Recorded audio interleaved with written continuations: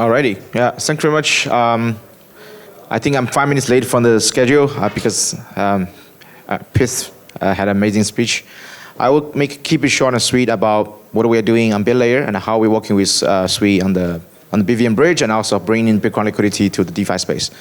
So my name is Charlie, co-founder of BitLayer. We started in 2023, being one of the first research engineering team on the BVM side.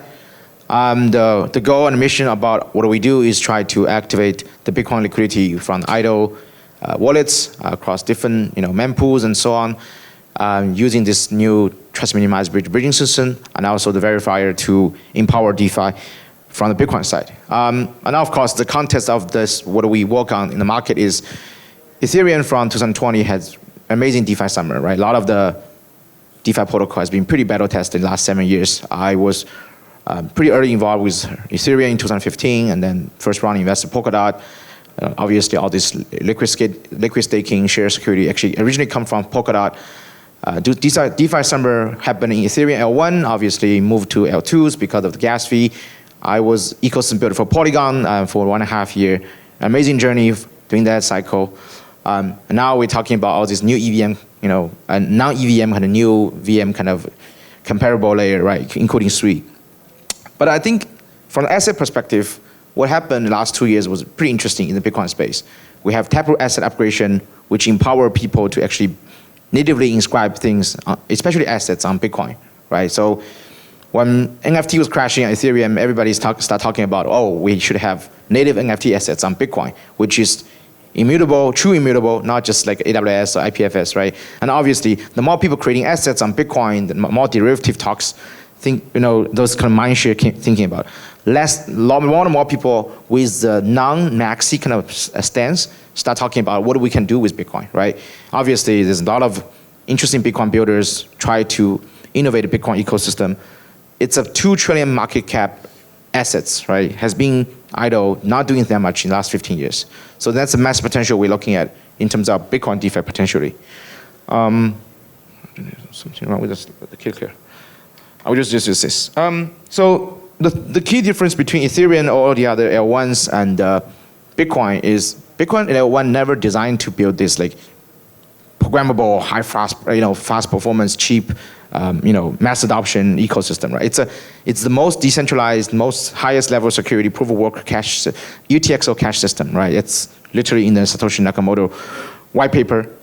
There's no built-in verification capability. So that's kind of the key difference, right? There's no smart contract empowered roll-up contracts, right? Like Ethereum. With all the things you're kind of doing with Optimism, Arbitrum, you don't really have that kind of functionality in Bitcoin, right? So programmability is always something which is debate, right? Should we have actually programmable Bitcoin? Should Bitcoin just be digital gold? I think after all of those, from the community side, the answer is no. We actually want more use cases around Bitcoin. These amazing assets with such a sound principle.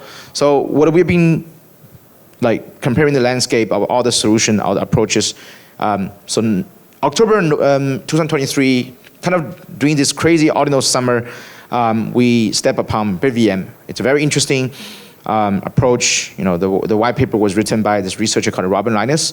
We're working with his team very closely as well, using Lampo signature, having this like on-chain verification capability to verify transaction using the Bitcoin existing script, not relying on like any BIP. I think that was our best choice of doing things without actually single depend on any other kind of alignment. So the kind of the context about Bitcoin ecosystem, right, for the people who knows, it takes at least 3 years to have any upgradation in Bitcoin community because Bitcoiners don't want to move, right? Like there's just way more stake on the table. EIP takes like 2 or 3 weeks in Ethereum, right? I don't know about Solana or 3 how the improvement works on governance, but Bitcoin, with all the mining pools, all the whales Bitcoin costs to get alignment, it takes at least 2 or 3 years to make a move any needle, right?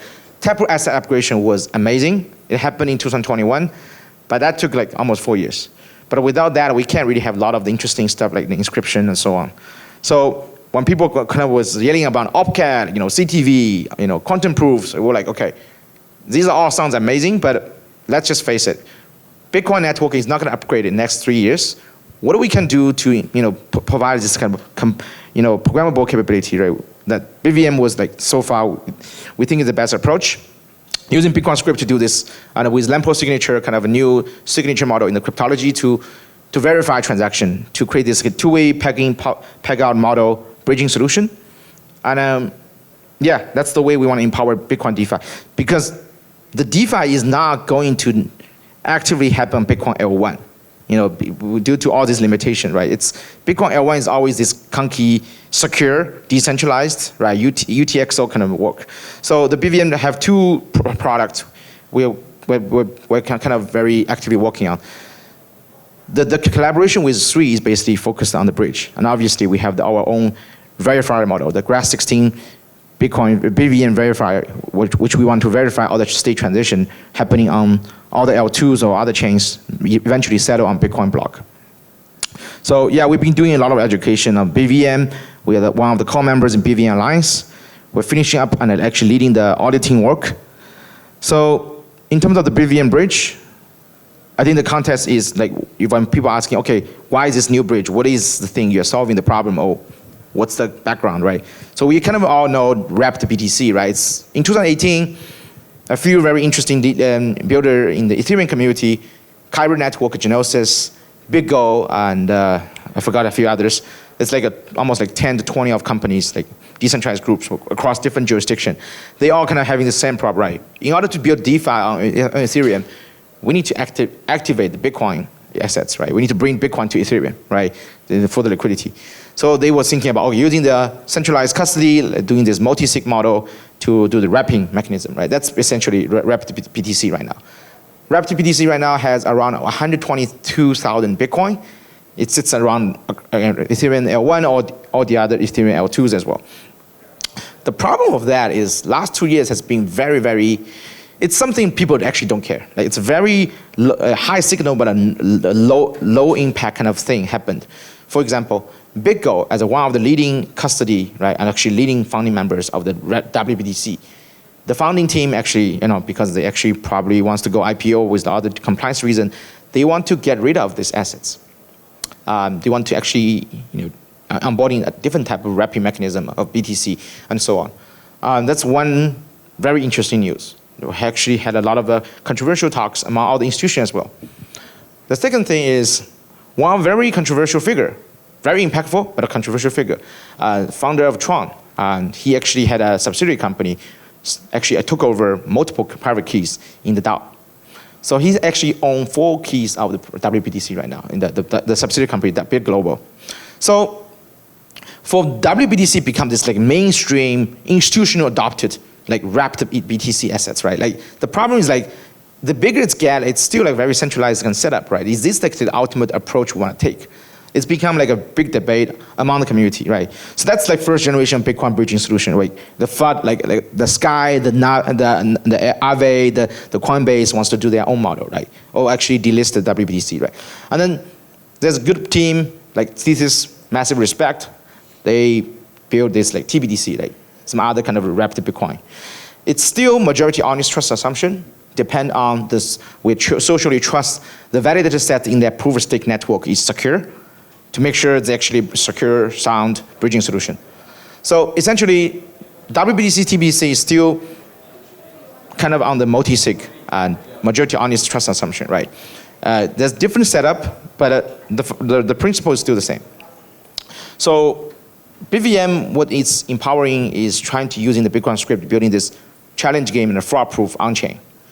We are onboarding a lot of the important strategic kind of operator on the BVM bridge. Obviously, there's like deposit. You have like Bitcoin. We need to make deposit and have the proof and disproof functionalities. We're onboarding and I have a big news coming up soon with the biggest mining pool from the Bitcoin network actually become the operator of the BVM bridge. So the trust assumption is one out of n with this fraud-proof kind of mechanism. Any operator in the bridge platform, if they think any transaction is not really secure, they actually can initiate the challenge game by paying some fees. So that during the challenge game, obviously the transaction will be verified among the operator net platform. So the trust assumption is basically, as long as in this like multi-party game theory, operators wants to maintain the bridge is secure, they wants to actually initiate a challenge game to test some of the potential malicious transactions. So the parameters on the security, programmability, and the yield product, right? On the yield product side, it's getting more and more like eco. We are looking for different yield products across different ecosystem. That's the reason we really bullish on Sui's DeFi ecosystem. We are working with Sui. We want to bring Bitcoin liquidity to Sui ecosystem, right? Because there's simply no enough yield product across like all the Bitcoin sidechains or whatnot, right? A lot of the very amazing DeFi protocols are happening in different ecosystem. So that's kind of our strategy, looking for multi-ecosystem approach, looking for very good, sound, sustainable DeFi protocols to work with, but bridging and bringing the liquidity, Bitcoin liquidity to the DeFi products, right? So high-level security because of the trust minimized bridge side, and it's one of them model trust assumption, and the programmability, right? So that's the debate we are seeing. We believe Bitcoin layer 1 should be this secure, decentralized network. You can do some kind of inscription stuff, but it's not going to be a massive adoption in terms of high scalable, programmable DeFi, happening natively on Bitcoin L1. It's like you can't really break the physics, right? Until Opcat or other things happening, it's going to be very difficult to build that. Because there's no smart contract on L1. But having this bridging solution and a verification capability to bring the programmability from other ecosystem, that's kind of our take. So that's the bridge workflow. We have the mint, we have the pre-sign, we have the deposit. It's a peg-in and peg-out model with the broker and the operator in the system. And we have the attesting committee, which is kind of the trust assumption committees, right? There's any of the operator in the committee wants to make sure the transaction is secure, they will initiate the challenge game on that. So that's kind of overarching when we talk about Bitcoin DeFi in a multi-ecosystem approach model, right? So again, for the people who think we're building things around Bitcoin, we must be Bitcoin Maxi. No, we're not Bitcoin Maxi. Bitcoin Maxi will be like, okay, you should not do anything with Bitcoin. Not bridging, no wrapping, nothing. Like, that's the Bitcoin Maxi, right? Like, Bitcoin Maxi just talk about mining and that's it. Hodling and mining, right? Maybe not even hodling, just holding up Bitcoin and doing nothing forever. We're actually not. We want to bring use case around Bitcoin assets for Bitcoin holders. Throughout all the interesting conversation in the last 18 months in the build layer journey, we see more and more users who hold Bitcoin wants to look at what I can get a yield out of that, right? I don't want to sell my Bitcoin in the next 2 years, but it's actually kind of nice if there's like risk adjustable yield, let's say even just 3%, right? For my Bitcoin holdings. So like more and more demand from that coming from the institutions, like lending books, the asset management team, but also the retail. So the BVM Bridge 1-to-1 Pact, the YPTC is the product we're launching and working with Sui and a few other ecosystem. So that's basically the architect. For anybody who wants to deep dive on how we are working and how we optimize our BVM Bridge, feel free to check our blog. There's a lot of details on how we optimize the LAMPO signature and other things.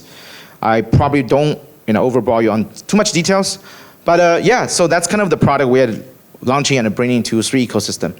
The goal is to use our bridge to bring more trust minimized, on-chain verified Bitcoin assets into the Sui ecosystem.